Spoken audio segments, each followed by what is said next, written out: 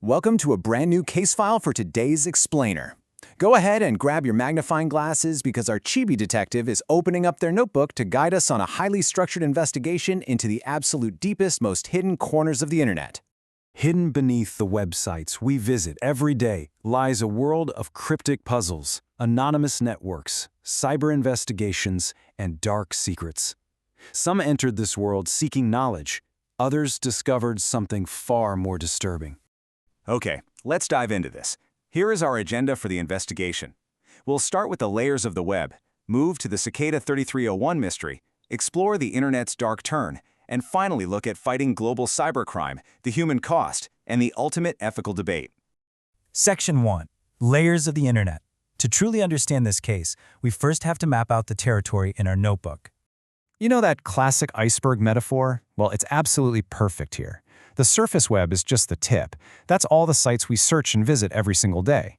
Under the water, you've got the deep web, which is massive. This is all the unindexed stuff that requires a login, like your private medical records, corporate intranets, or your bank account. But right at the very bottom, that's the dark web. It's actually a tiny, highly encrypted fraction of the internet that requires special software, like the Tor browser, just to access. See those little kawaii padlock doodles? They brilliantly illustrate how this encryption works. In these anonymity networks, your web traffic is bounced and routed through multiple global servers using complex cryptographic keys, completely hiding your IP address. But here's the thing you have to remember. This wasn't built for criminals. Originally, it was built to guarantee secure, untraceable communication, basically a digital invisibility cloak. Section 2. The Cicada 3301 mystery. Let's open up our first real case file. This is a mind-bending puzzle that tested the absolute limits of that digital anonymity we just talked about. Okay, the timeline here is literally wild. In January 2012, a mysterious black and white image popped up on an internet forum looking for highly intelligent individuals. Then exactly 1 year later, in January 2013, a second round of puzzles dropped. And in January 2014, a third round. It was this sudden, highly coordinated appearance, year after year, by a completely unknown organization.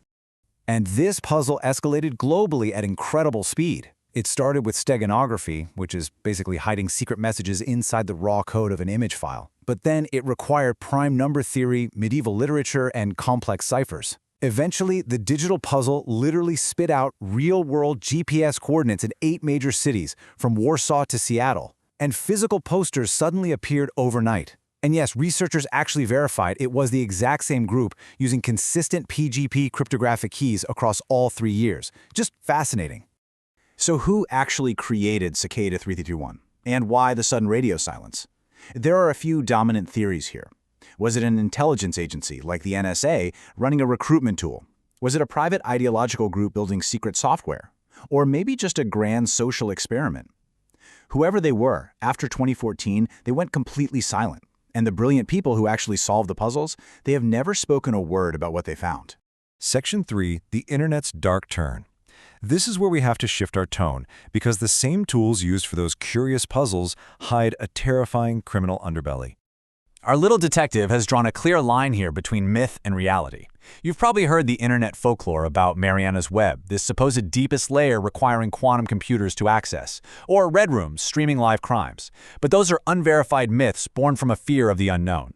The grounded reality, though, it's actually much darker. It consists of real, illicit marketplaces like the infamous Silk Road and shock sites hosting real, deeply disturbing trauma media. Here is the really crucial takeaway. The exact same networks that were designed to protect privacy and provide freedom of speech have been hijacked. They've been weaponized to distribute illegal materials, host illicit marketplaces, and shield highly dangerous, borderless criminal networks from law enforcement. Section 4. Fighting global cybercrime. Let's introduce the cyber investigators, the real-world detectives tracking down the worst offenders. Now, what's really interesting about this slide is how they actually crack these cases. You often can't just break the math behind the encryption. Instead, investigators rely on tiny physical clues.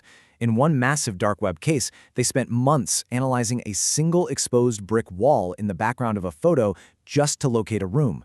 In another, they matched a unique skin condition on a suspect's hand seen in a video to a completely public social media page. That tiny detail led to a coordinated global police raid. Talk about finding a needle in a haystack.